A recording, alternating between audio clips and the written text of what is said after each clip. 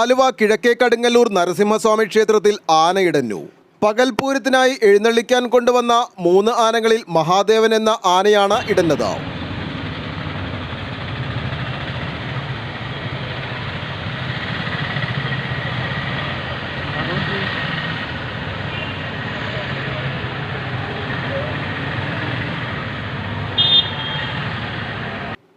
വൈകിട്ട് 4 മണിയോടുകൂടിയാണ് ആന ഇടഞ്ഞത്.